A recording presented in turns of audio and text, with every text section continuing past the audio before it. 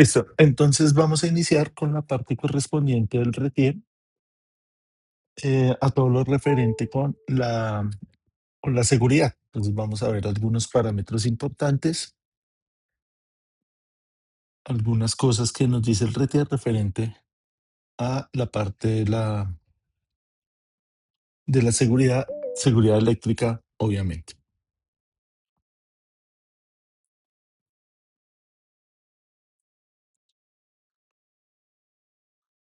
Listo, entonces recordando rápidamente, habíamos hablado en la primera clase de las características que tenía el RETIER, de su naturaleza, de su obligatorio cumplimiento. Habíamos hablado que el RETE busca garantizar medidas de seguridad, sobre todo al tema de las personas, vida animal y la preservación del medio ambiente, previniendo, minimizando o eliminando los riesgos de origen eléctrico derivados de la generación, transformación, distribución y uso final de la energía eléctrica. Es importante acá priorizar esta parte de la prevención. Siempre cuando nosotros tomamos este tipo de cursos nos hablan de la filosofía de la prevención.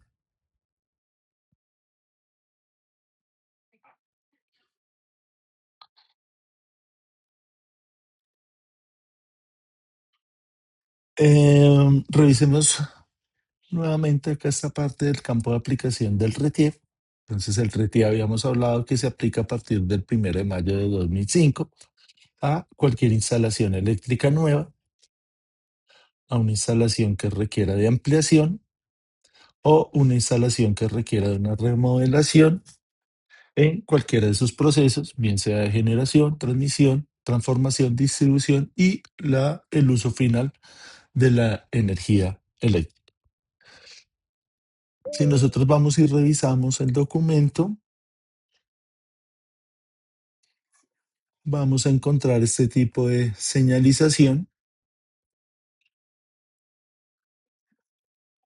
y esta señalización la vamos a encontrar en los software, la vamos a encontrar en los planos, la vamos a encontrar en las etiquetas de los equipos, entonces es importante entenderla para que cuando surja la necesidad de venir a interpretar estos elementos, pues los podamos identificar fácilmente. Digamos que acá para nosotros es muy natural, por ejemplo, acá los símbolos de tierra, los símbolos de toma corriente. Entonces, si nosotros vamos y revisamos el documento, creo que este es un trabajo que lo podemos hacer de manera autónoma, de manera personal, porque acá nos dan el elemento y nos dan la descripción. O sea, es algo que lo podemos hacer personalmente, ¿listo? Entonces, porfa, para que lo revisemos, esto está ahí eh, en la primera parte del RETIER. Eh, digamos que ahorita con la actualización del 2024 y 2026 son cosas que no han cambiado, ¿sí? Entonces esto sigue vigente, sigue igual que siempre. Entonces, porfa, para que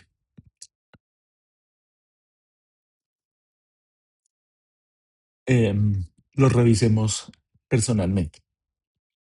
Las señales de seguridad también son muy parecidas a las señales de tránsito. Tenemos acá rojo, amarillo, verde y azul. El rojo nos indica peligro, el amarillo riesgo o advertencia, el verde seguridad o ausencia de peligro y el azul obligación o información. Acá tenemos el color de la señal y acá el color del contraste. ¿Sí? Entonces, como es muy parecido, es similar, es análogo a las señales de tránsito, es también bastante intuitivo, bastante fácil em, analizar o estudiar este tipo de señales.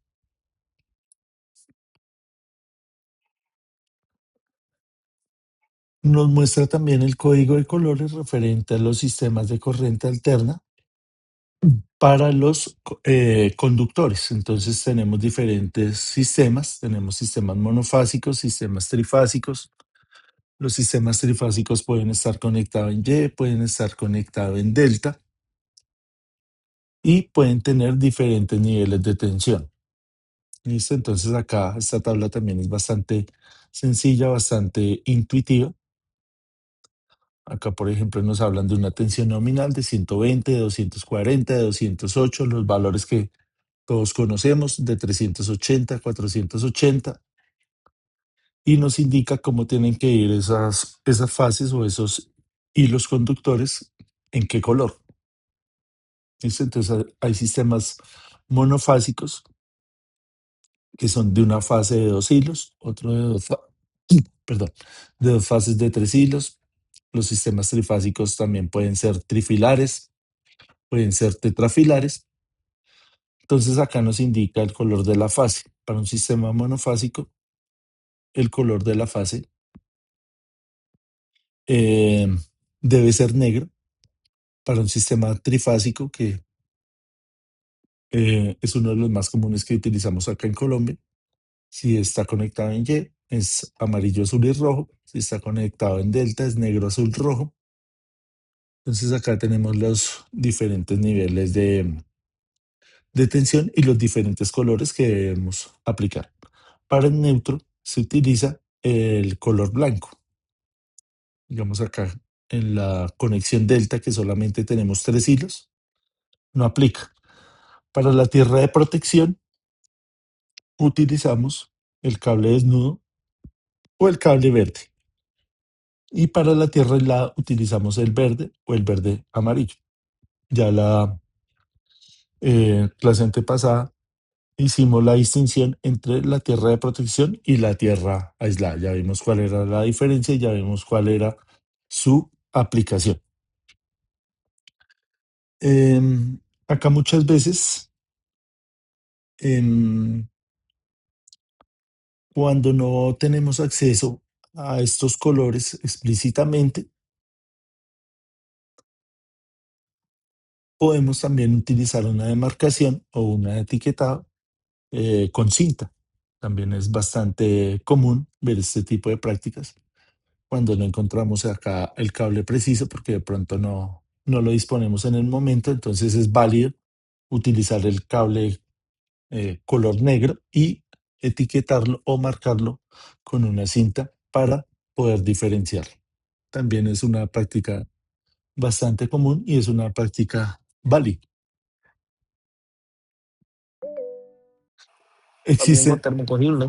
señor, También se marcan con termocogible cuando el conductor es muy grueso. exactamente, gracias Osmil. Con cinta o con termoencogibles es válido. Exactamente lo que dice el compañero ahí.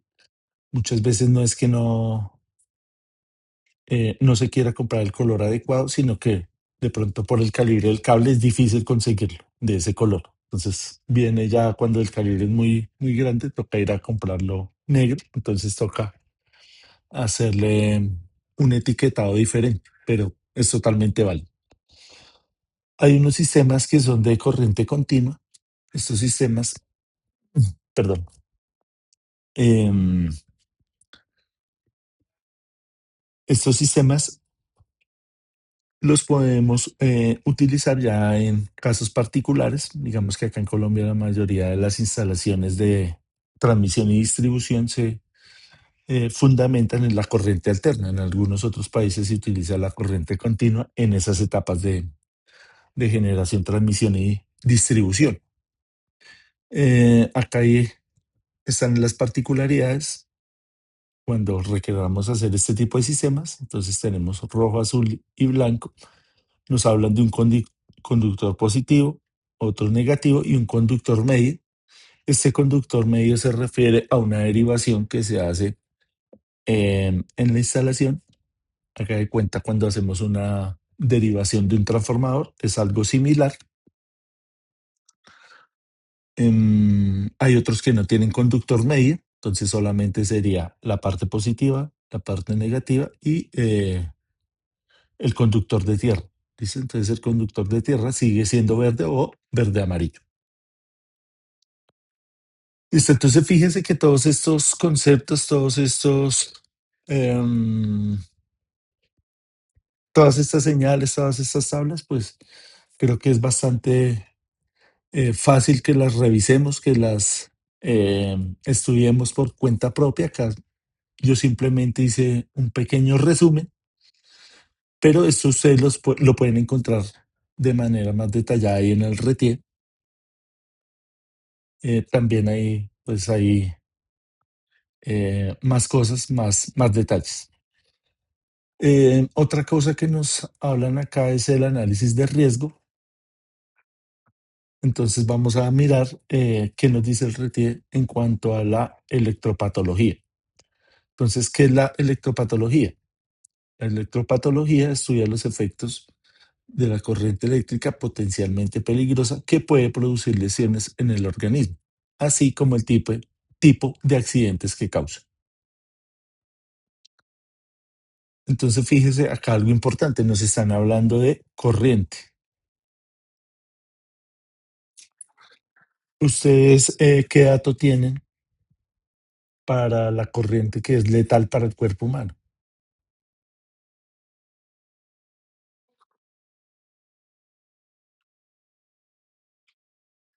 Hay otra tabla que nos habla de la energía, pero vamos a hablar de la corriente.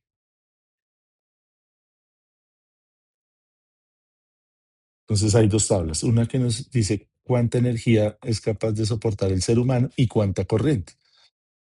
Esta no es tan intuitiva porque estamos más acostumbrados a hablar en términos de corriente, de amperios o miliamperios. Ustedes en su experiencia o en sus capacitaciones que han tenido, ¿qué nivel de corriente tienen para un ser humano? ¿Cuál sería el valor letal? A partir de un amperio. 30 miliamperios. Un amperio, Miliamperio. 30 miliamperios. ¿Cuál? Disculpe el último. 15 miliamperios hay fibrilación ventricular. Miliamperio. 15 miliamperios. Listo, entonces fíjese que acá ya tenemos una discrepancia. Este valor está un poquito alto. Estos valores son los que vamos a encontrar en las tablas. Y este sería el valor donde la corriente causaría la muerte, 30 miliamperios. Como bien dicen ustedes, acá 15 miliamperios ya va a tener unas consecuencias, pero no van a ser consecuencias letales. Entonces vamos a mirar acá lo que les decía. Este diagrama, este dibujo es el que usted va a encontrar ahí en el RETIE y fíjese que nos están hablando es de energía. Cuando hablamos de energía es no solamente del paso de la corriente, sino de lo que tenemos asociado a esa corriente. ¿Sí? ¿Cuál es su fuente y cuál es su consecuencia acá a través del cuerpo humano? Entonces fíjese que acá estamos haciendo contacto con una fase y estamos ofreciéndole un camino de baja resistencia a través de la Tierra. ¿Listo? Entonces acá tenemos otro diagrama, casi siempre es una ruta hacia Tierra.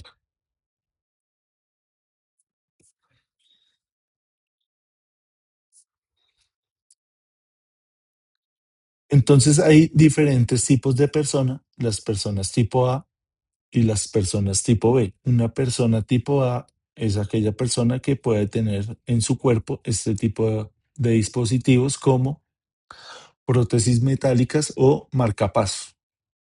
Y las personas tipo B, que son aquellas personas que no tienen en su cuerpo ninguno de estos dispositivos.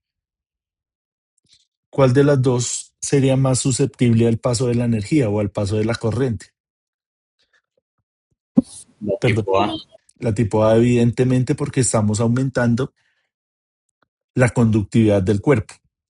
O dicho de otra manera, estamos bajando la resistencia del cuerpo porque sabemos que los metales tienen una buena conductividad. Entonces venimos acá y revisamos esta tabla, que la podemos encontrar ahí en el RETIE, y nos habla de un tipo de energía que es la energía específica, que está dada por corriente al cuadrado por tiempo, es decir, depende del tiempo. Entonces esto está en unidades de energía. Nuevamente lo que les decía no es tan intuitiva, no es tan familiar para nosotros,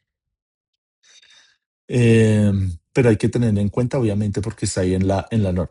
Entonces, acá nos muestran algunas percepciones y reacciones fisiológicas del cuerpo humano. Entonces, acá, en un nivel de 4 a 8, tenemos sensación leve en los dedos y tendones de los pies. A medida que vamos aumentando ese valor, también va aumentando las consecuencias. Entonces, tenemos acá rigidez muscular en dedos, muñecas y codos, rigidez muscular en dedos, muñecas, codos y hombros, sensación en las piernas, rigidez muscular y dolor en brazos y piernas, rigidez muscular y dolor, ardor en brazos, hombros y piernas. Acá todavía no nos están hablando de efectos letales. Esta tabla me parece a mí más intuitiva, más fácil de entender, donde nos hablan de la corriente. ¿Sí? La corriente es más un parámetro más sencillo.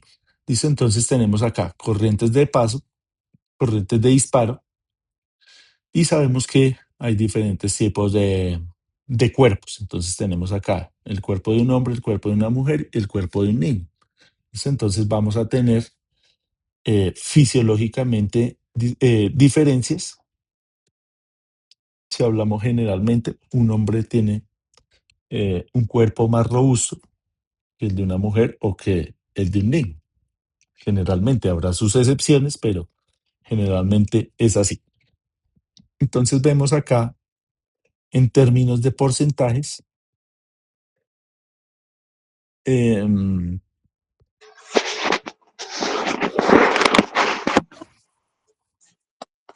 estamos hablando de salvar. ¿Listo? Entonces, cuando a un hombre le pasan 6 miliamperios, el porcentaje de veces que se va a salvar es del 100%. Quiere decir que no le va a pasar nada con 6 miliamperios. Si aumentamos la corriente a 10 miliamperios, ya esa probabilidad disminuye, 98.5. Cuando duplicamos esa corriente a 20 miliamperios, estaríamos hablando de un porcentaje de 7.5. Y cuando venimos acá a la zona letal de 30 miliamperios, ya la probabilidad de que esa persona se salve es de el 0%.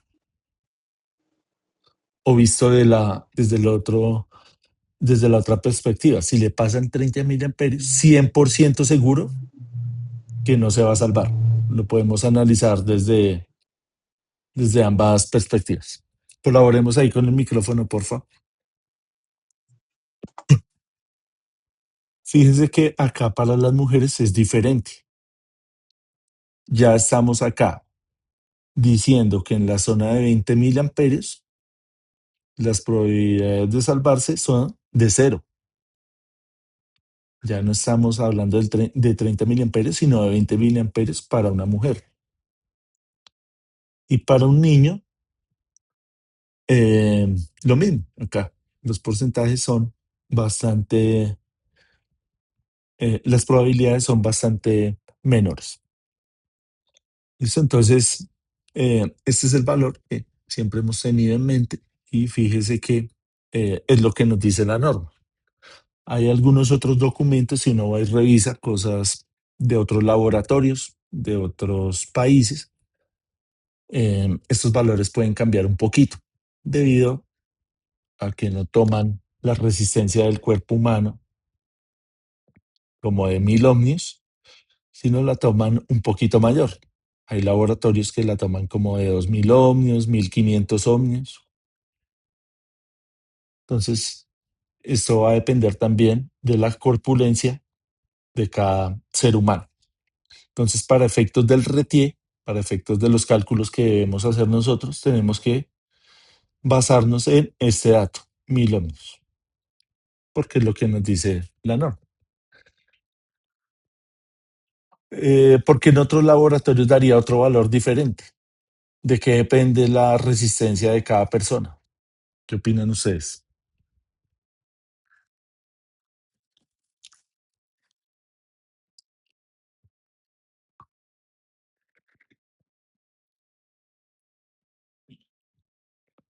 ¿De qué depende la resistencia del ser humano, del cuerpo del ser humano? De las condiciones ambientales. Esa es una, sí, señor. Depende de varios factores, entonces de las condiciones ambientales. Que tenga la contextura delgada, profe. Sí, señor, la El contextura, estado físico. el estado físico, exacto, estado físico, la Y el ¿Se contextura. hidrato. podría contarle el estado de la salud? ¿El qué? Disculpen. El estado de la salud, Sí, señor. digamos el estado del corazón. Ujú, sí, señor. Si la persona está muy hidratada, bien La, hidratada, ajá, es más conductora de electricidad. sí, señor, la Mientras una hidratación. persona que está bien deshidratada, una persona que está bien seca, es menos conductora de electricidad. Exactamente. Profe, el corazón, que a veces cuando uno va a entrar a una empresa le hacen electrocardiograma para ver cómo está el corazón. Sí, señor, que tiene que estar relacionado con esto de acá. También la ropa.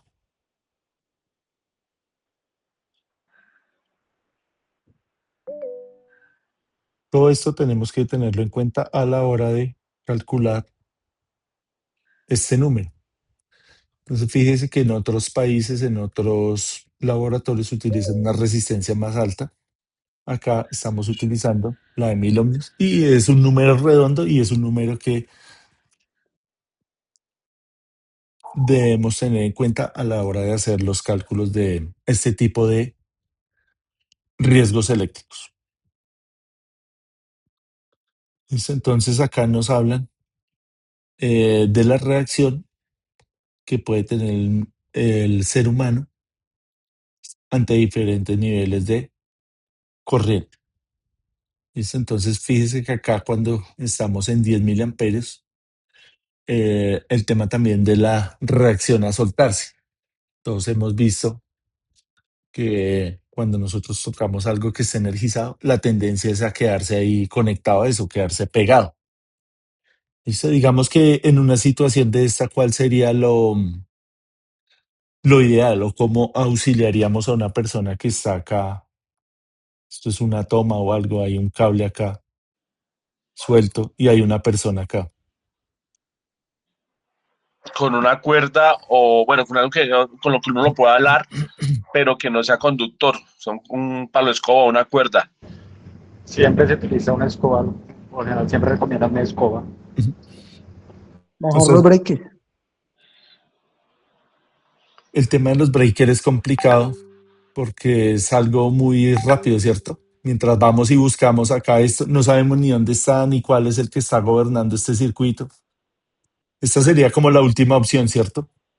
Sí, claro, porque por ejemplo, la mayoría, o sea, nosotros no trabajamos de la manera cómoda o perfecta, es decir, nosotros no estamos trabajando y teniendo el breaker a la mano o cerca, ¿sí? Sí, señor. Es más, los que trabajamos en campo siempre trabajamos, ni siquiera, o sea, la baja es la que está pues sobre las redes eléctricas y pues de ahí a hallar un punto donde puede uno interrumpir la electricidad, graves. Sí, es, mientras vamos y buscamos esto, es difícil.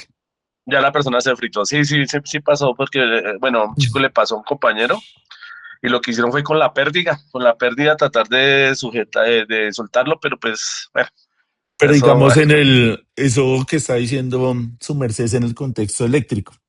Pero sí, digamos señor. una persona que no tiene ni idea de electricidad.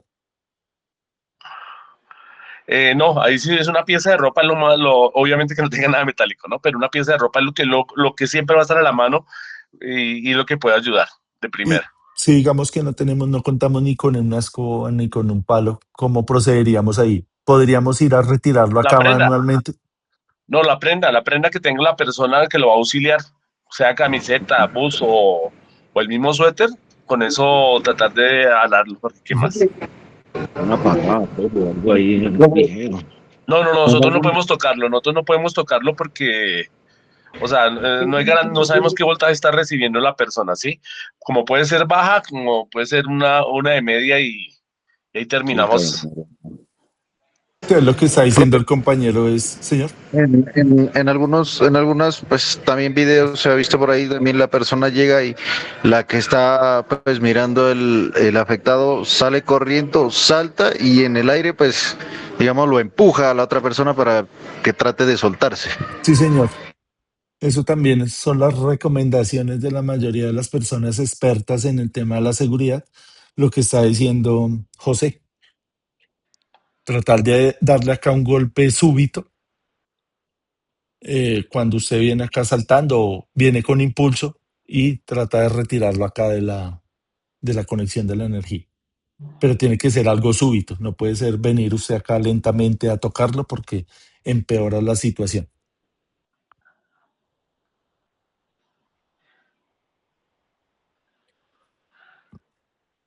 Listo, acá tenemos una gráfica donde nos hablan de el nivel de corriente y nos hablan del tiempo. Entonces, fíjese que no solamente tenemos que tener en cuenta el nivel de corriente, sino cuánto tiempo vamos a estar expuestos a ese nivel de corriente. ¿Listo? Entonces, acá nos hablan de de las diferentes consecuencias. Acá tenemos una zona segura donde no vamos a tener ninguna reacción. Tenemos acá una parte donde tampoco vamos a tener ningún efecto fisiológico peligroso. Acá a medida que va aumentando el nivel de corriente, vamos aumentando las consecuencias. Entonces, acá habitualmente ningún riesgo de fibrilación. Luego vamos a tener acá en la zona 4, en esta zona naranja, algún riesgo de fibrilación, aproximadamente de un 5%. En la zona más oscura está rosada, riesgo de fibrilación, aproximadamente un 50%. Y ya en la zona roja vamos a tener una consecuencia ya fatal de paro cardíaco, paro respiratorio, quemaduras severas, riesgo de fibrilación por encima del 50%, dependiendo también del tiempo en el que vamos a estar expuestos a ese nivel de corriente. Acá lo que les decía, el cuerpo humano es un buen conductor de la electricidad y para efectos de cálculos de seguridad vamos a estar normalizando la resistencia de 1000 ohms. Entonces nos muestran acá la resistencia que tenemos desde diferentes puntos del cuerpo. ¿Listo? Entonces tenemos acá, entre la mano derecha y el pecho, tenemos una resistencia de 650 ohmios. Entre la mano izquierda y el pecho de 750. Fíjese que acaba cambiando. No diría por qué cambia de la mano izquierda a la mano derecha. Entre la mano izquierda y el pie, entre la mano derecha y el pie, entre la espalda y la mano, y acá entre otros puntos. Obviamente que estos son valores redondeados y depende de lo que hablamos ahorita. No es lo mismo un hombre de 2 metros de 100 kilos a un hombre más liviano. Digamos a un ciclista que generalmente son personas más livianas que su condición física es diferente a un fisiculturista, por ejemplo, o a un niño o a una mujer. Todo eso depende eh, de la corpulencia. Sí, Nelson. Profe, una preguntita. Señor. Mire, sí me llamó la atención su gráfico, ese me pareció muy interesante, ese no lo había visto. ¿Por qué la diferencia de la resistividad de la mano tiene que ver con la distancia al corazón o algo así? Que lo único que logro asociar. Sí, también lo mismo. Sí, ¿por qué no? ¿Cuál sería la diferencia? Si esto fuera, si tuviéramos acá los órganos simétricos, si el cuerpo humano fuera simétrico, digamos que analizándolo de abajo hacia arriba, hasta acá somos simétricos, ¿cierto?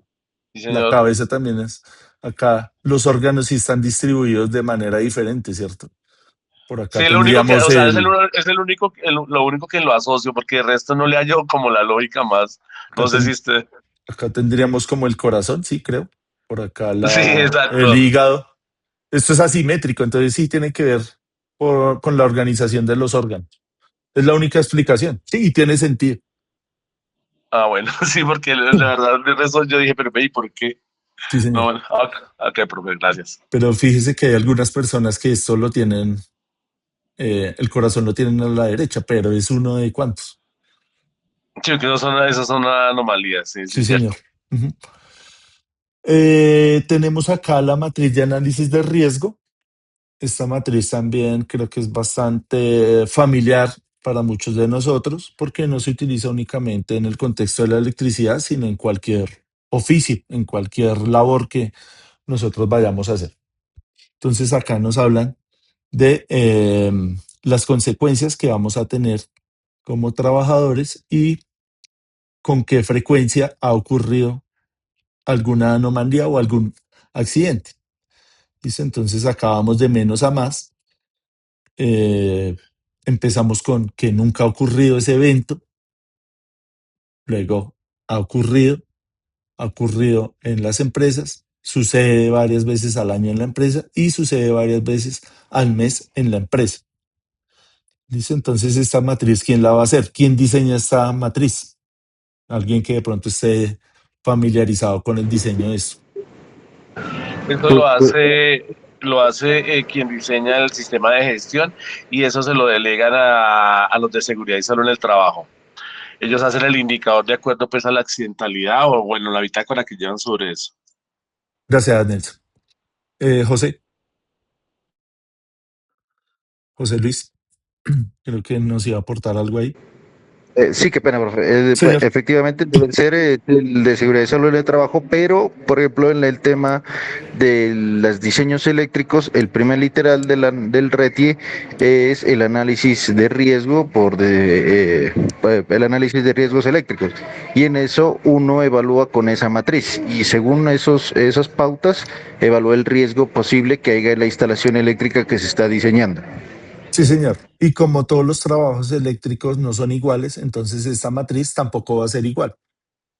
Es diferente ir a hacer un trabajo, por ejemplo, en una subestación de media tensión o ir a hacer un trabajo, por ejemplo, en un campo termoeléctrico o ir a hacer un trabajo en baja tensión o ir a hacer un trabajo hospitalario o ir a hacer un trabajo industrial. Todos estos trabajos tienen sus diferencias y esto se debe hacer de acuerdo a esas condiciones que haya en ese campo.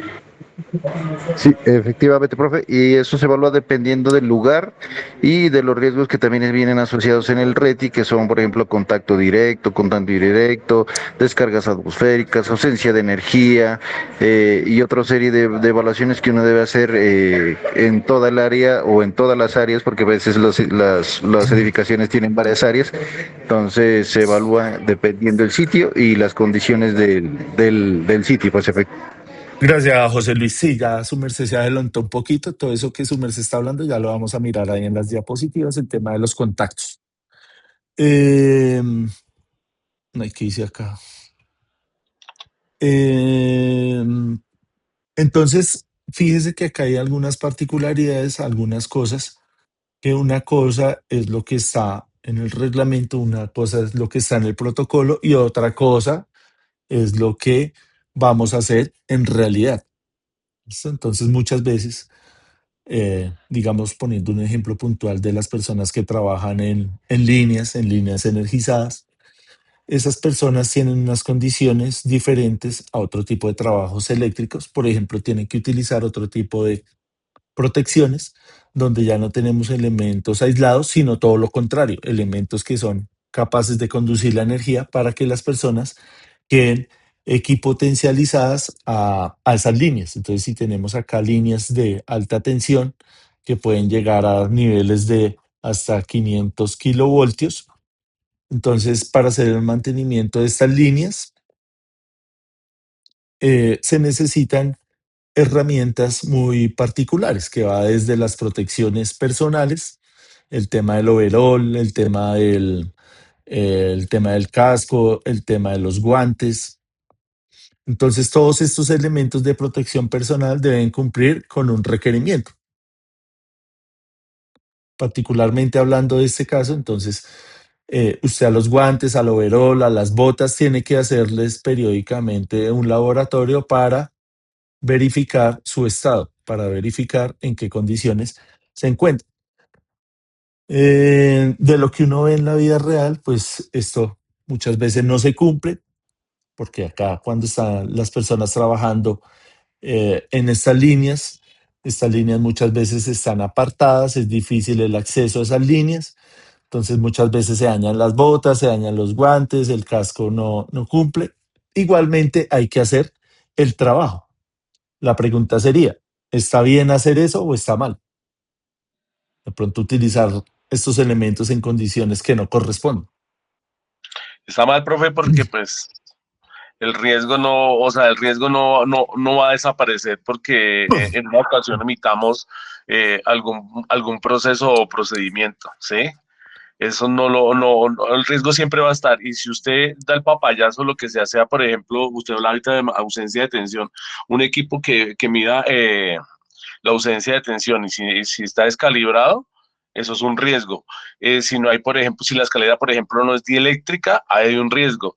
Si los guantes no son dieléctricos, por ejemplo, si son categoría uno, que es para baja y resulta que usted está trabajando en media, pailas, ahí se fritó. Ni hablar de las botas, porque pues las botas rotas y de pronto que haya pisado una zona húmeda, ahí va a haber un conductor y chao. Sí, pero Una, fíjese lo... una experiencia comparto, ahí brevemente, nos pasó hacia Funza por carretera. Estamos trabajando al lado de media tensión, la distancia de seguridad que se maneja es 5 metros, eso fue hace como 2 años. Resulta y pasa de que pues se hicieron las mediciones, se hizo la medición de ausencia de tensión, se utilizaron todos los EVPs, pero resulta y pasa que no calculamos algo. Primero, las líneas estaban holgadas. Segundo, al paso de, como era sobre la carretera, al paso de los vehículos pesados, eso genera una elongación, ¿sí? O sea, se mueve el terreno, las fibras ceden más y la brisa hace que se acerquen más las líneas de media. ¿Qué pasó? Justo la persona, el técnico, iba ascendiendo y va y esta hijo de madre línea y ¡pa! Tocó la de telecomunicaciones. El chico, pues por fortuna, como llevaba, pues subía con todos sus elementos, pues no pasó nada, ¿sí? Pero, pero, el chispazo fue tan fuerte que quedó con el destello como 2, 3 minutos más o menos. Y el susto tan hijo de madre porque son un totazo, pero que, ¿sí? Entonces omitieron varias cosas ahí y el cálculo fue errado. Y pues por fortuna no terminó en fatal, pues porque como le digo, él iba ascendiendo, fue como a mitad de escalera cuando ¡pa!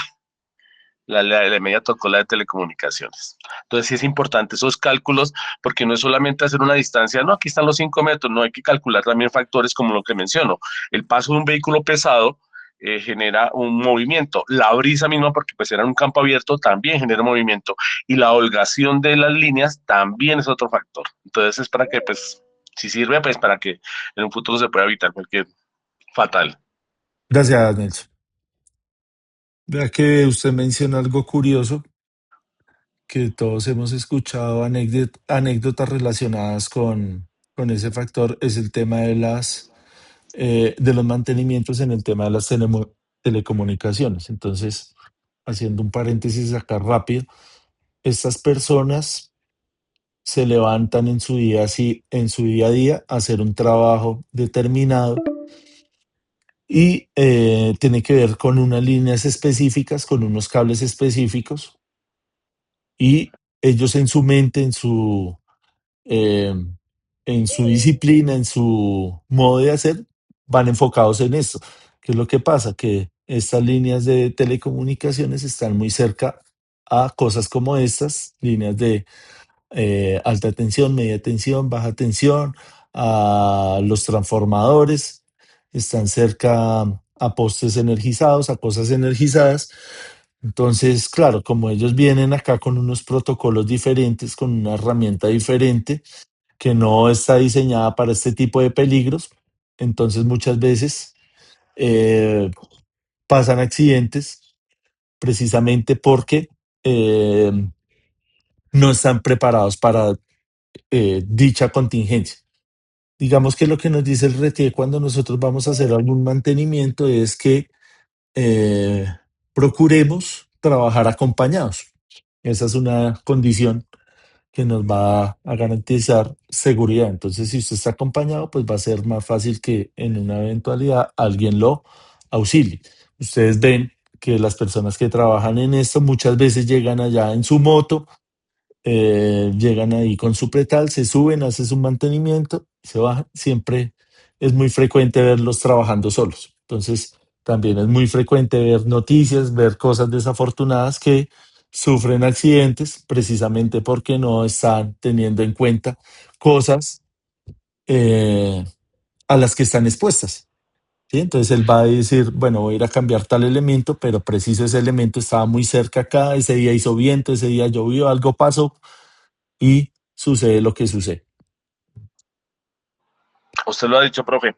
Esa empresa la que trabaja con los pretales, aparte de de las perubólicas, es claro. Y sí, cierto. Yo conozco la parte de cortes y reconexiones. Ahí no mandan auxiliar, ahí mandan al chico solo a Ujú. pretalear. Suba haga el corte o suba haga la reconexión. Y, y yo los he visto. Es más, uno que no utilizó el tallo quedó enganchado en el pretal porque lo pisó mal y bueno, quedó casi ahí, mejor dicho, colgando. Sí, fíjese Y que no es solamente el riesgo eléctrico, sino ahí fue un riesgo mecánico, un riesgo ya diferente. exacto, tal cual, sí, señor. Y ocurrió precisamente por eso, ¿sí? Primero porque él cometió un acto que, pues, obviamente fue no utilizar el talló, que lo ayuda a sostener. Y bueno, él en su afán, porque pues, a ellos les asigna más o menos entre 25 a 32 cortes o reconexiones. Porque es que eso, o sea, esa es la mecánica. Y el chico falló, ¿sí? Y preciso ahí y le ganó el pretal y quedó colgando de un pie y ahí sujetado los brazos. Entonces es eso, es porque primero, desafortunadamente, la legislación colombiana es muy ambigua, ¿sí? Es muy ambigua. Y pues obviamente las empresas, porque aceptémoslo, el empresario, él puede fingir cualquier cantidad de cosas, pero él es carroñero y él, si le dan papaya, él la aprovecha.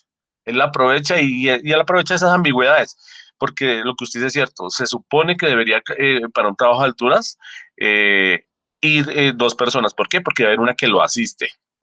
Entonces, pero desafortunadamente eso, pues, como le digo, la legislación colombiana es muy ambigua y permite los pretales, para empezar, y permite cosas como lo que usted menciona, que trabaje una sola persona en temas de alturas, que es delicadísimo. Sí, señor, gracias, Nelson. Volviendo acá al tema del ejemplo que estábamos analizando de las líneas de alta tensión, del mantenimiento de alta tensión, también hemos escuchado casos, hemos visto casos donde no cumplimos con la garantía del buen estado de estos elementos. Entonces, fíjese que acá podemos tener un criterio y podemos minimizar ese riesgo buscando alternativas donde se presente el menor riesgo, demostrar cómo se va a controlar ese riesgo utilizando diferentes temas de protección. Entonces, ¿quién es el encargado de hacer esto? Entonces, el jefe o supervisor del área aprueba ese permiso de trabajo para hacer ese trabajo en esas condiciones. Entonces, digamos que volvemos al tema. El trabajo hay que hacerlo. Ya estamos allá, la cuadrilla, hay 5 personas, está todo esto bien señalizado, vamos a hacer algo de pronto de rutina. Y de pronto si nos ponemos a mirar detenidamente, alguno de estos elementos puede estar en malas condiciones. Digamos que las botas tenían que habérsele hecho el laboratorio cada 3 meses, depende de la marca, o cada 6 meses.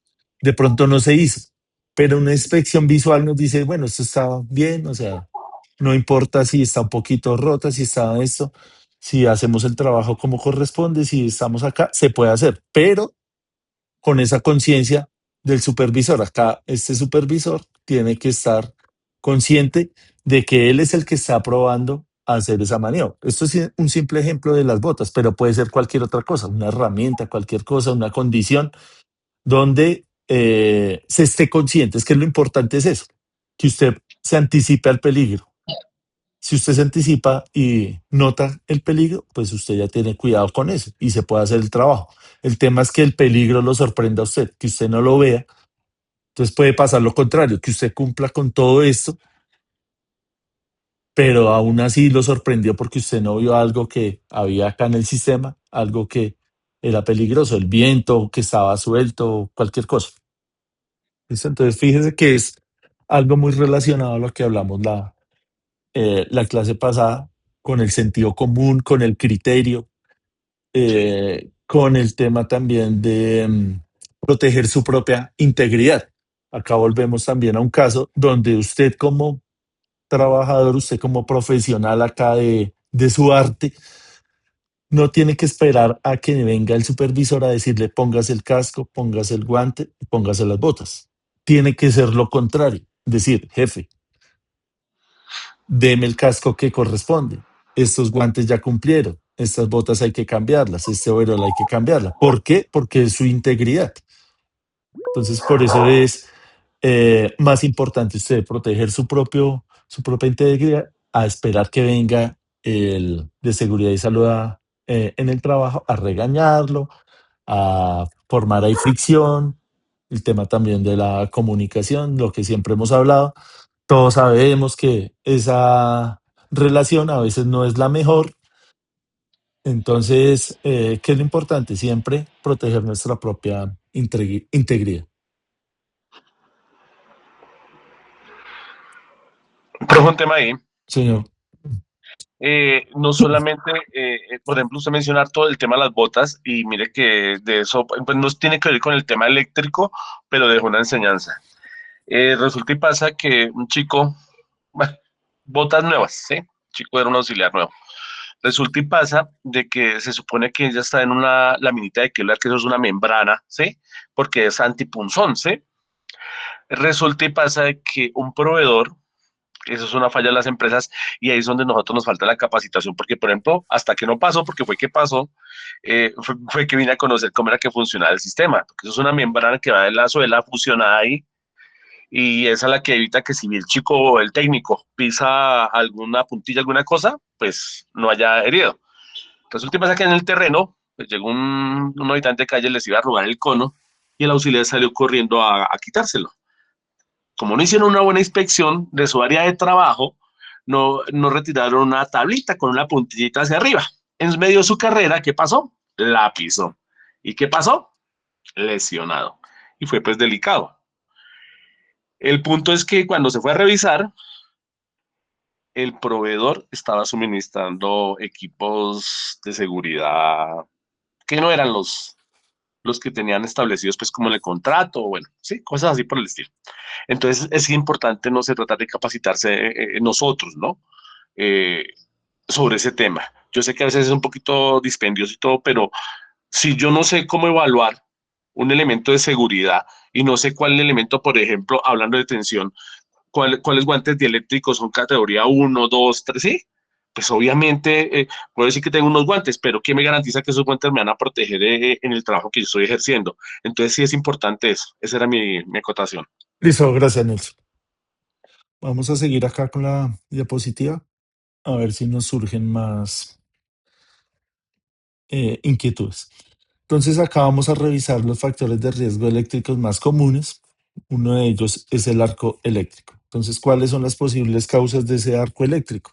Malos contactos, apertura de circuitos con carga, violación de distancias de seguridad, ruptura de aislamiento, contaminación, cortocircuitos, manipulación indebida de equipos de medida. Entonces, este arco eléctrico es bastante común, sobre todo cuando estamos haciendo mantenimiento, si usted tiene que hacer una apertura de un circuito y ese circuito está energizado. Es muy común ver el arco eléctrico en subestaciones, cuando usted sí o sí tiene que abrir el sistema y ese sistema pues está energizado, está conectado. Entonces, por ejemplo, en este evento físico, pues usted obviamente va a tener la precaución y va a tener su careta, va a tener sus elementos que corresponden. Digamos que es un arco un poco más evidente, un poco más grande, comparado, por ejemplo, con un arco eléctrico cuando usted abre, por ejemplo, un panel solar. Usted va y abre un string porque necesitan hacerle también un mantenimiento y que necesita que eso esté desenergizado. Ese arco es diferente. Entonces, que volvemos a lo mismo, el tema de conocer qué es lo que estamos haciendo, porque de nada vale usted tener los elementos y usted no saber a qué evento eléctrico se está sometiendo. Entonces, si usted sabe qué es lo que está haciendo, pues va a disminuir en gran porcentaje el tema del riesgo. Entonces, acá nos dan algunas medidas de protección: utilizar materiales envolventes resistentes a los arcos, mantener una distancia de seguridad, usar prendas acordes con el riesgo y gafas de protección contra los rayos ultravioleta. Una máscara muy parecida a la que utilizan en soldadura. Otro factor de riesgo eléctrico es el de la ausencia de electricidad, algo que pues parece obvio, pero sin embargo ahí en el RETI está. Entonces, cuando ocurre un apagón, un corte de servicio, si no se dispone de un sistema ininterrumpido de potencia, una UPS, o no tener plantas de emergencia, con una transferencia que en su mayoría esa transferencia debe ser una transferencia automática. ¿Listo? Entonces sería ilógico, por ejemplo, en un hospital, en una fábrica donde tenemos materia prima costosa, donde tenemos equipos costosos, en un hospital donde estamos tratando con vidas humanas, sería ilógico pensar en la ausencia de la electricidad. Por eso en estos sistemas debemos garantizar eh, un fluido eléctrico constante y con redundancia, que si alguno falla, inmediatamente y automáticamente el otro entra en funcionamiento. Listo, entonces tomémonos un descanso, son las 7 y venimos y hablamos del contacto directo. No se les olvide, porfa, llenar la asistencia.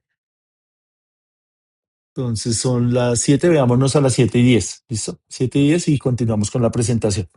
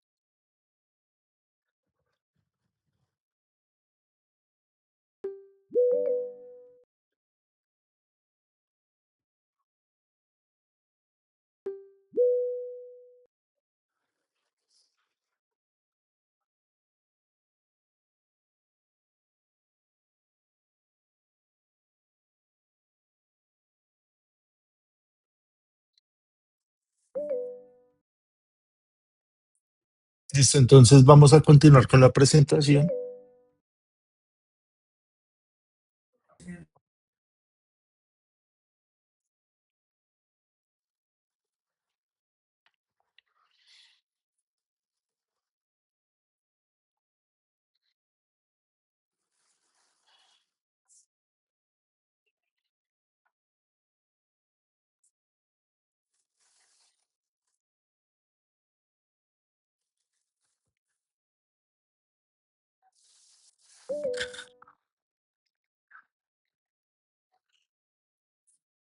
Listo, ¿me confirma porfa si estamos viendo la pantalla?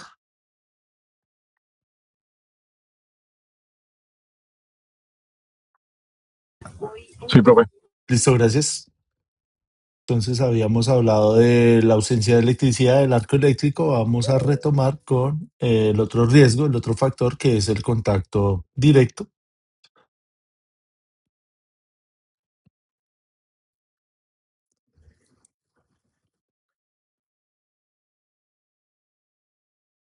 Entonces acá nos hablan de sus posibles causas de ir a hacer esta maniobra.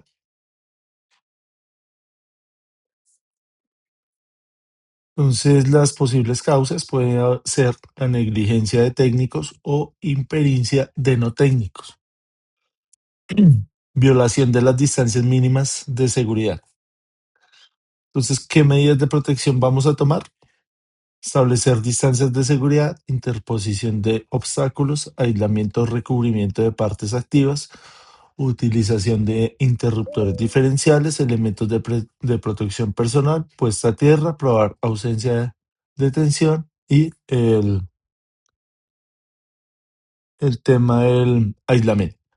Digamos que acá nos hablan de algo importante que es la negligencia y la impericia. ¿Cuál sería la diferencia entre negligencia e impericia?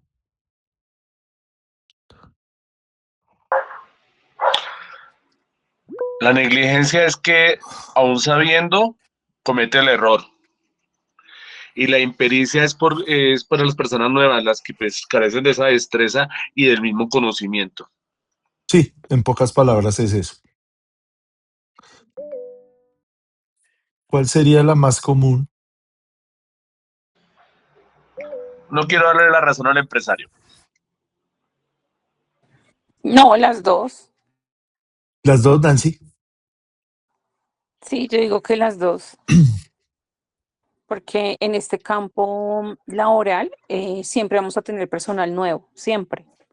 Eh, Habrán personas que tengan mucha más experiencia que otras y obviamente hay personas que aún teniendo mucha experiencia eh, son negligentes y también son, por así decirlo, eh, envidiosas con el conocimiento y no comparten ese conocimiento a favor de las personas que llegan nuevas y las ponen en riesgo. Yo he visto también en sitio que hay personas que dicen, no, pues que aprenda así como aprendí yo. Y es una muy mala conducta de las personas que piensan de esa manera porque pues estamos poniendo en riesgo, finalmente son personas.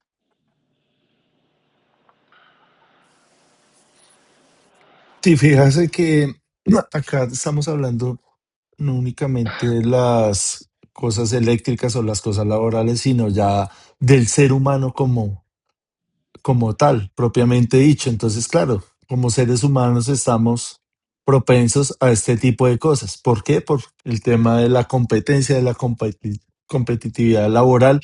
Sabemos que es fuerte. Digamos que acá tiene implicaciones a nivel de seguridad, pero sucede mucho también a nivel de transmisión de conocimiento. Digamos un caso puntual donde usted tiene cualquier sistema eléctrico. El sistema eléctrico, entre más complejo, va a necesitar eh, una mano de obra mucho más especializada. Digamos que cotidianamente en el área de la automatización, en el área industrial, hay unas máquinas muy sofisticadas, unas máquinas nuevas que nosotros de pronto no tenemos esa habilidad de venir intervenirlas, digamos que haya un equipo acá de 8 personas haciendo un mantenimiento, ninguna de estas 8 personas, ni siquiera el líder, que es una persona que lo que está diciendo Nancy, que lleva 20 años trabajando con unas máquinas, ni siquiera él sabe intervenir esta máquina. ¿Quién sabe intervenir esta máquina? Alguien que está trabajando con esa empresa de esa máquina. ¿Sí? Digamos en una máquina, una llenadora, cosas que son de pronto muy especializadas, es difícil ir a intervenirlo. Estas 8 personas están pendientes, es de pronto acá de hacer otro tipo de mediciones de la entrada de energía, de la entrada de no sé qué. Entonces viene esta persona, hace su trabajo, como es un trabajo especializado, esta persona pues no va a revelar sus secretos. Así como dicen cuando uno está trabajando allá, que uno le dice, venga, ¿qué fue lo que le hizo? Que no sé qué. Obtiene respuestas como el mago no revela sus secretos.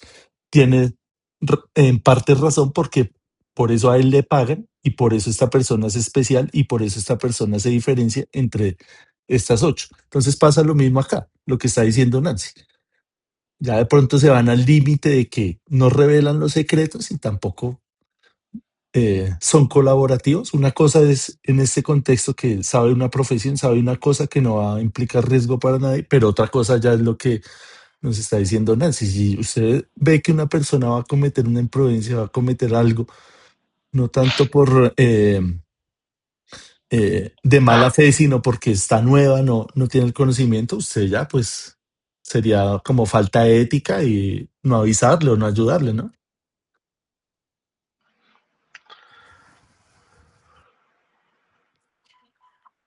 Entonces el contexto laboral es complicado, las relaciones humanas son complicadas, el tema de la comunicación también es complicado, hay ambigüedades, es difícil expresar a veces las ideas.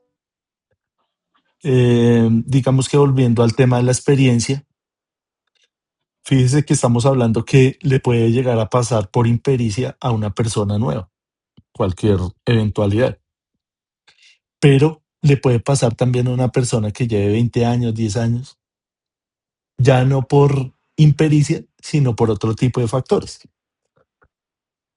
que sería el tema de la confianza, ¿cierto?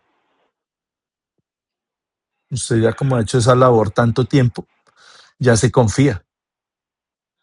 Labores rutinarias, sí, señor. Ajá, el tema también del cansancio. Sí, y ni hablar de la cosadera para que produzcan.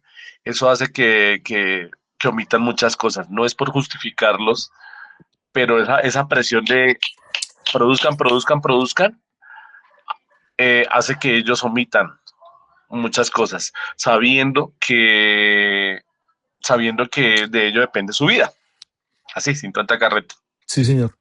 Digamos que también acá en el tema del cansancio, también estadísticamente las personas que se dedican al análisis de todo este tema del riesgo, no es lo mismo, digamos, en una franja laboral, que usted entre a las 7 de la mañana y salga a las 5 de la tarde.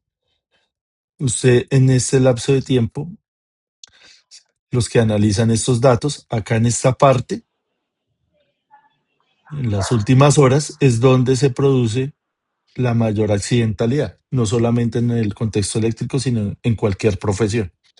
¿Por qué? Porque acá en esta última hora, en esta última fracción de la jornada laboral, su mente ya está cansada, no es lo mismo acá cuando usted llega fresco, usted ya acá está cansado y además de eso ya empieza a pensar en otras cosas. Entonces, tengo que ir a estudiar, tengo que llegar temprano a la clase, tengo que ir a recoger al niño, tengo que ir a recoger a la niña, tengo que ir al partido, tengo que ir al cine, cosas como esa, a usted lo empiezan a distraer. Entonces fíjese que el tema de la distracción también, no es que usted sea incompetente, no es que usted no tenga pericia, no es que usted sea negligente, sino que como somos seres humanos, estamos propensos precisamente a eso, a cometer errores de humano. Distracciones, cansancio, presión, estrés, todo eso hace que eh, podamos en esta última parte del día provocar cosas que no corresponden. Algún accidente, alguna cosa que eh, nos lesione a nosotros mismos o a terceros.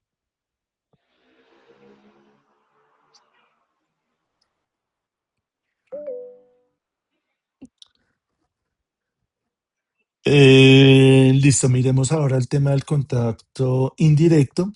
Esto lo habíamos hablado también la clase pasada. Hablamos en detalle de la puesta a tierra. Hablamos también de las medidas de protección, hablamos de los sistemas de puesta a tierra, interruptores diferenciales, mantenimientos preventivos y correctivos. Siempre el tema de la prevención, la filosofía de la prevención.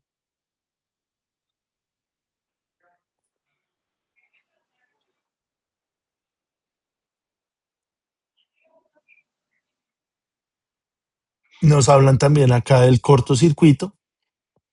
Entonces nosotros ya sabemos qué es el cortocircuito.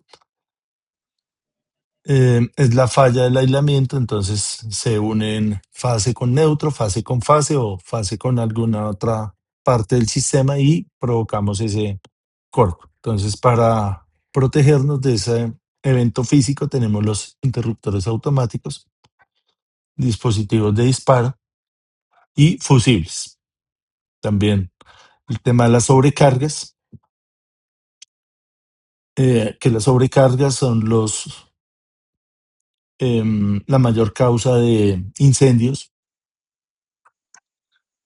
em, que son riesgos de origen eléctrico. Entonces, siempre que hablamos, por ejemplo, con los bomberos, ellos nos cuentan historias relacionadas con precisamente estas fallas. Son fallas que son bastante comunes.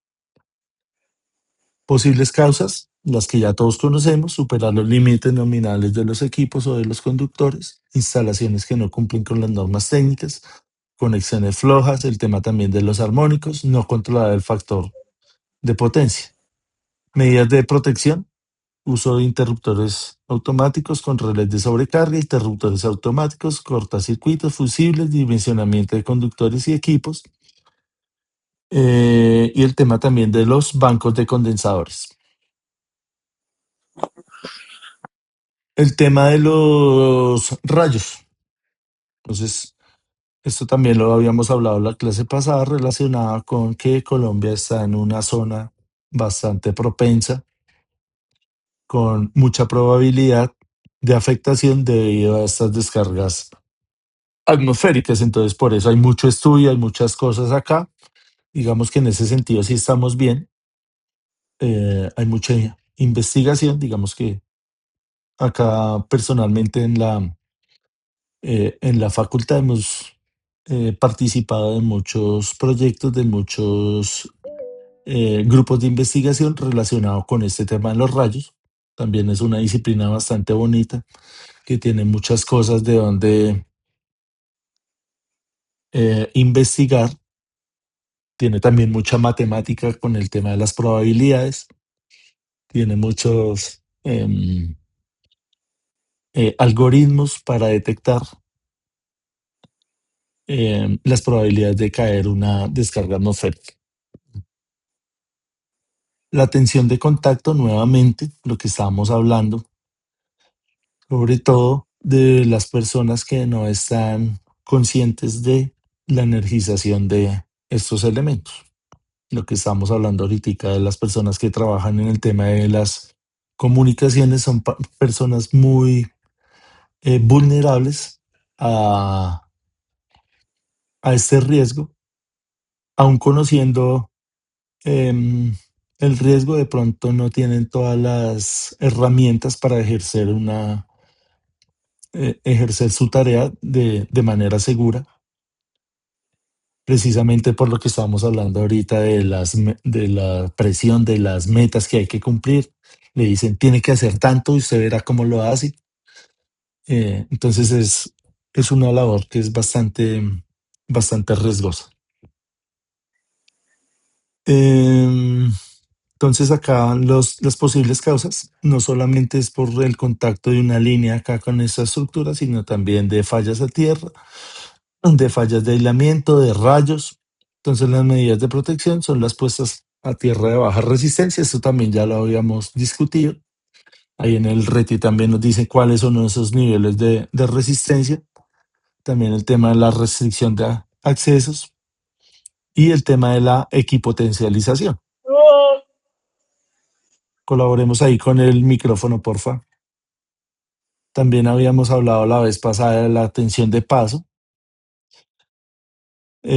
causadas por rayos, fallas a tierra, eh, fallas de aislamiento, retardo también en el despeje de la falla. Esto está relacionado también con la coordinación de las protecciones. Las medidas de protección, nuevamente, una puesta a tierra de baja resistencia, restricción de accesos, alta resistividad del piso y la equipotencialización.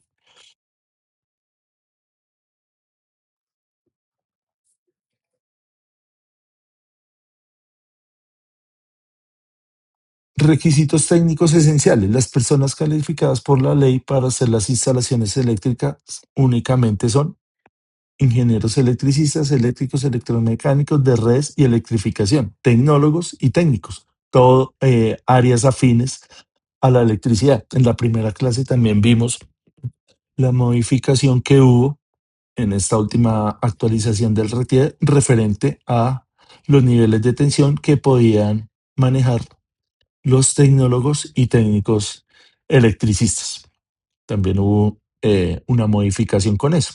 Eso está ahí en la primera diapositiva para que porfa lo revisemos. Fíjese que acá es importante entender que para usted firmar un documento, una certificación de una instalación, debe ser mínimo técnico.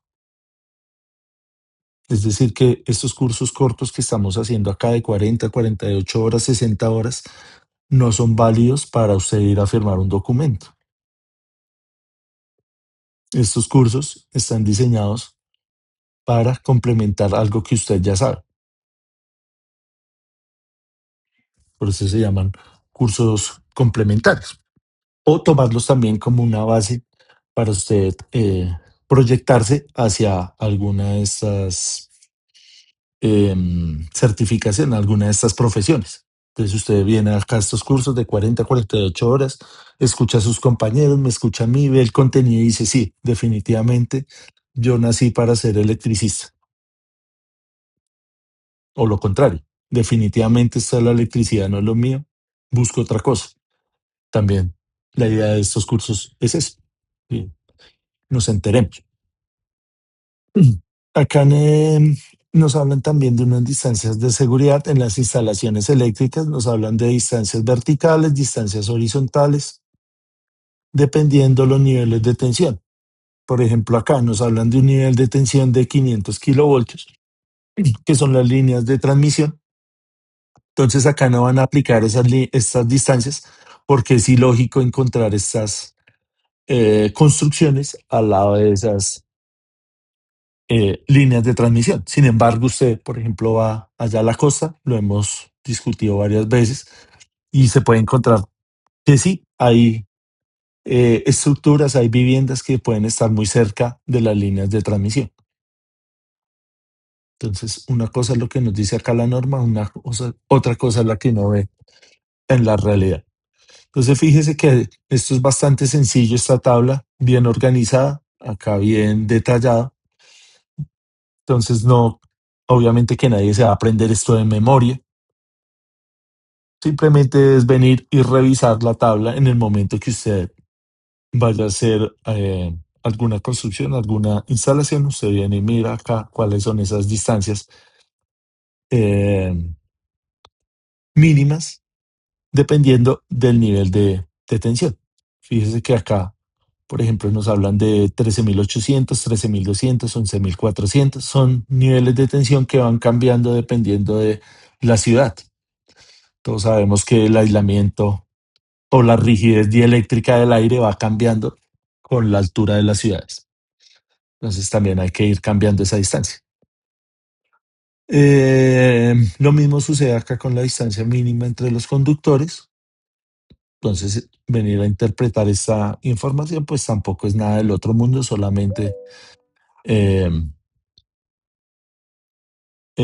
venir a revisar cuáles son esos parámetros mínimos que nos dice la norma.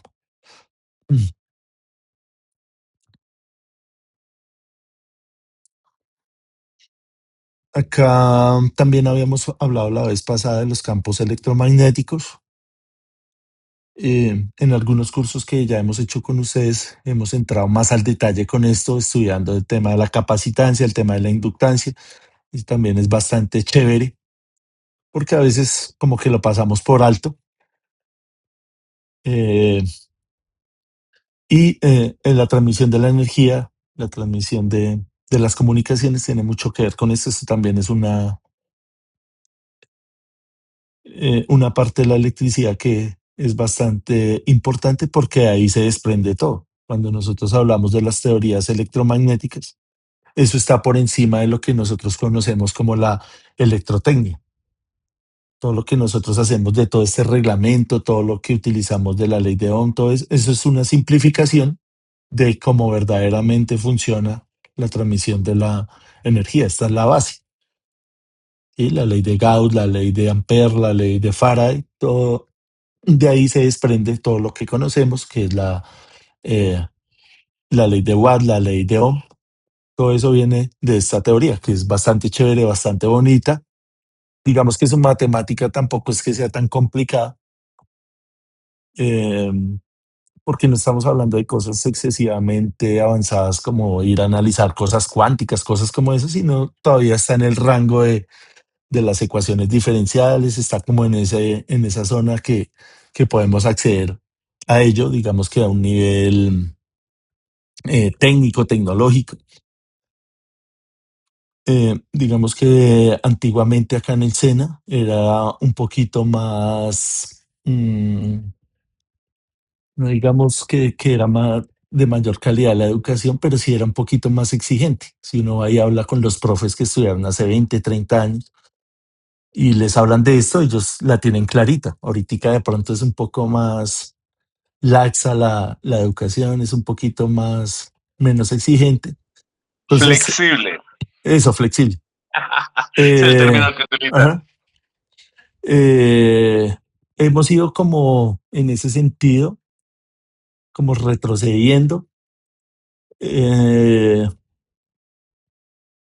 Y es irónico porque antes era más difícil acceder a la información. Si tenía alguna duda, nadie se le iba a responder de inmediato. Usted ahorita tiene alguna duda y en 30 segundos por internet encuentra una respuesta. Así de pronto no sea la mejor, pero encuentra una noción. Antes usted tenía que ir a mirar los libros, ir a la biblioteca, ir a consultar a alguien, entonces era más complicado. Entonces fíjese que es irónico que a pesar de que tengamos más acceso a la información, vayamos como en ese retroceso. Entonces, ¿cuál es la invitación? Que retomemos ese nivel, que tratemos de retomar esa parte del estudio autónomo. Entonces, esta parte de los campos es bastante bonita, esa teoría. Fíjese que acá nos hablan, por ejemplo, de Teslas, de Gauss. Nosotros estamos más acostumbrados a hablar de corriente, de tensión. No es tan familiar, no es tan común hablar de estos parámetros de campos electromagnéticos. Las puestas a tierra, ya vimos que hay de diferentes configuraciones para diferentes casos.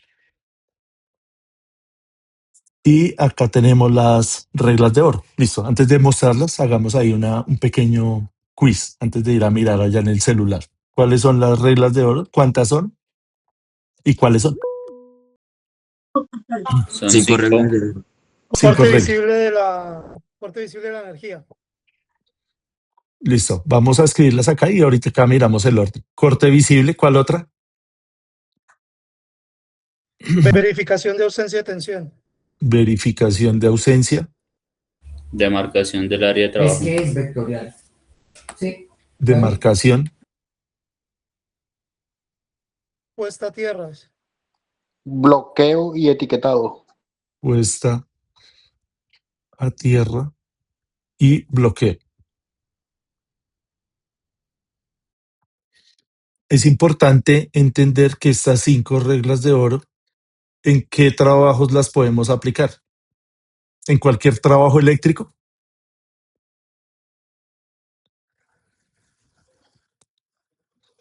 Sí, en cualquiera. Si digamos estábamos hablando ahorita de las personas que trabajan de linieros, ¿aplican estas 5 reglas? Los que trabajan acá en las líneas de alta tensión. ¿Pueden aplicar estas 5 reglas?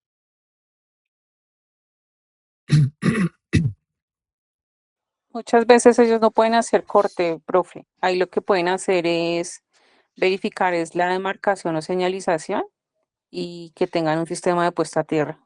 Ujú. Entonces, obviamente no, porque estas reglas de oro aplican para trabajos sin tensión, por obvias razones, por la propia naturaleza del circuito. Entonces, obviamente que cuando hacemos un corte efectivo, ya estamos hablando de ausencia de tensión. Entonces ahí ya no aplica. Listo, corte efectivo de todas las fuentes de tensión.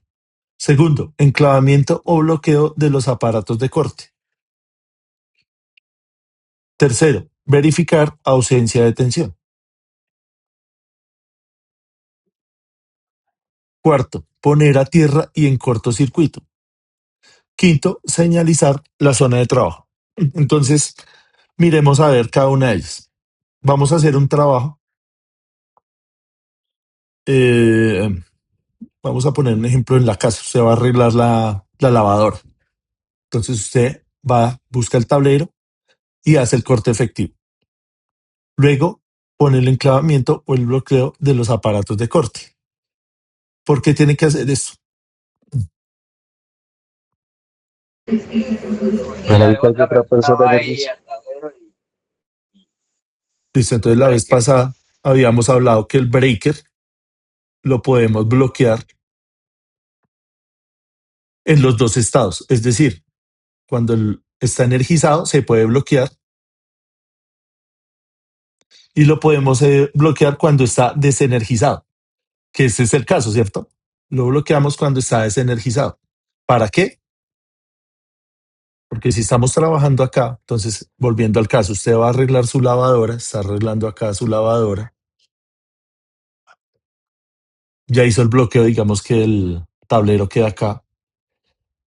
Entonces ya hizo la primera parte, que es corte de la fuente. Entonces abrió acá. Entonces usted está trabajando acá y llega una persona X y de pronto se asusta porque vio que no le prendió el bombillo de la cocina. Entonces puede venir y cerrar acá el circuito y usted estaba trabajando acá. Entonces es por eso. Acá en el ejemplo sencillo. ¿Cuándo bloquearíamos en lo contrario? Haciendo acá un paréntesis. ¿Cuándo usted va a bloquear el sistema cuando el breaker esté energizado o esté suministrando energía?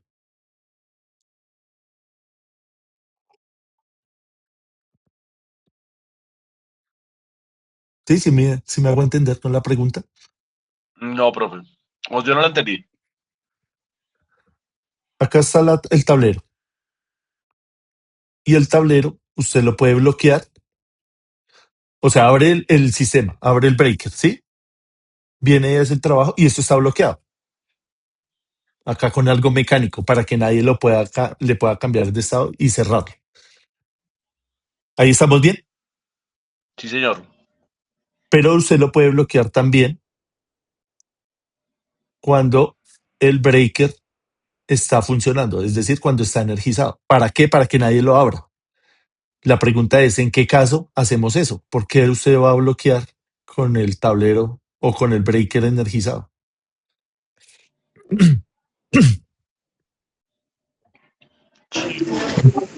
¿Que puede limitar un circuito crítico o para hacer algunas pruebas? Sí.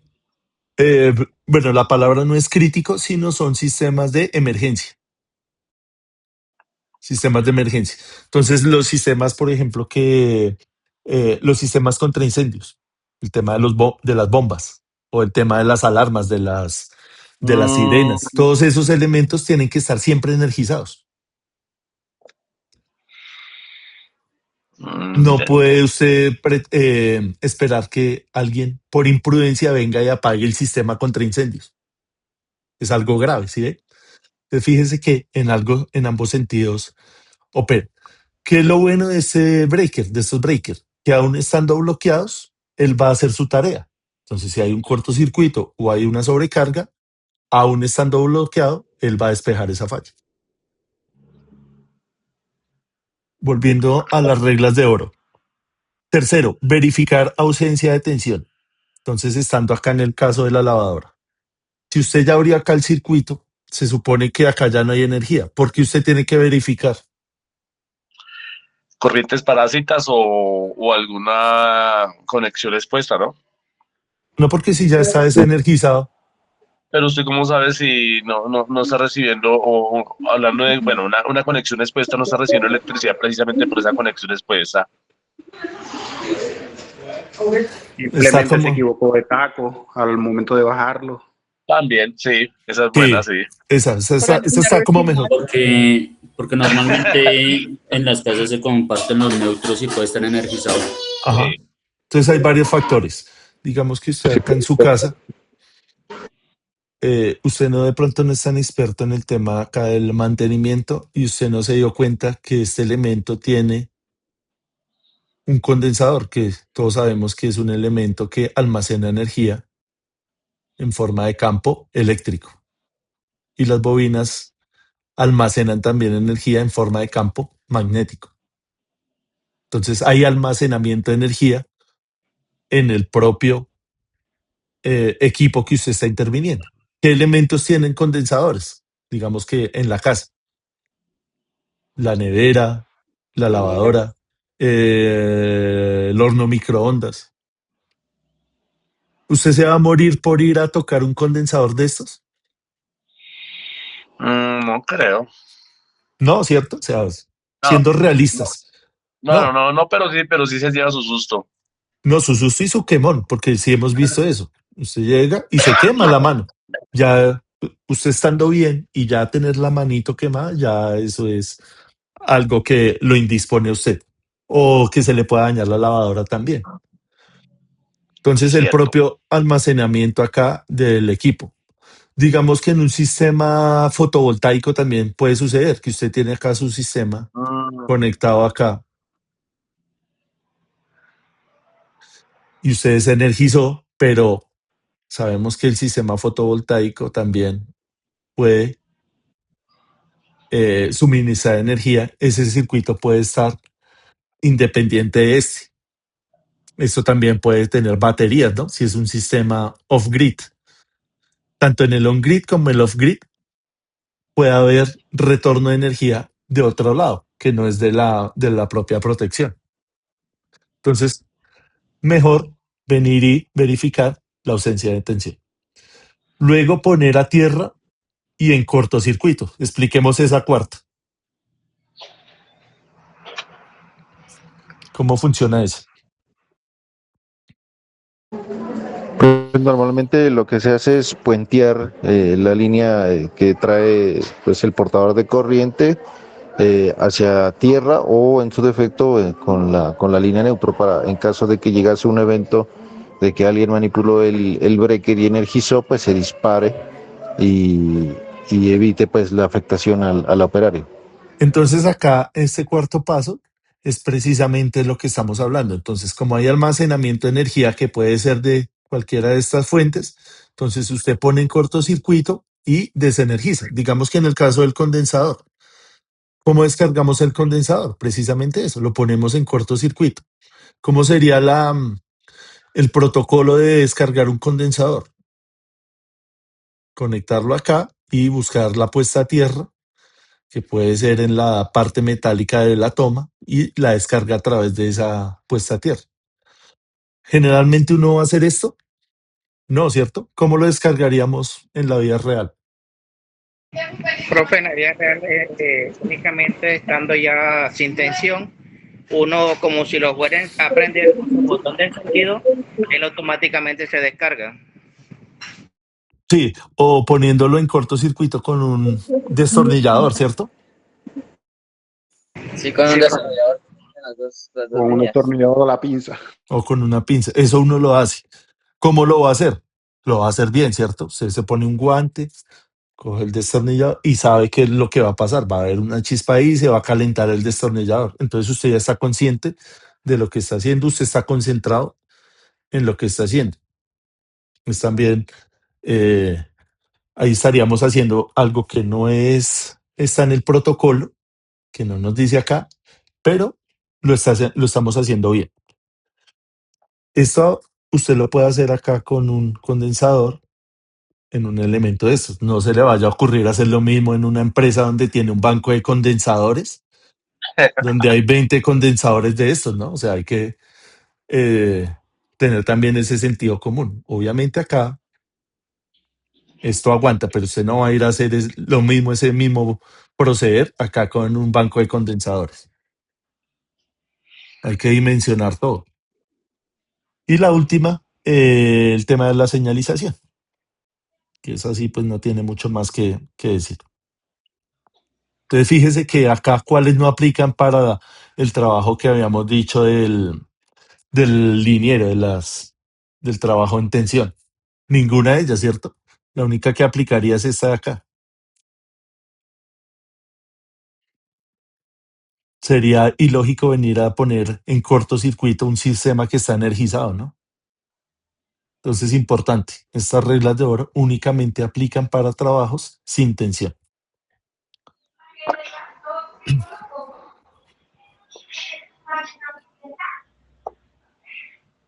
Listo. Entonces ahí ya terminamos la presentación. Ahorita les comparto esas diapositivas. Espero que les haya gustado, espero que les haya servido en algo. Y nada, les comparto grabación y les comparto presentación. Gracias nuevamente por la participación. Gracias por sus aportes. Feliz descanso y nos vemos el jueves. Listo, a la misma hora. Gracias, profe, muy amable. Gracias, Muchas John. gracias. Gracias a ustedes por la participación. Gracias, profe. Que descansen.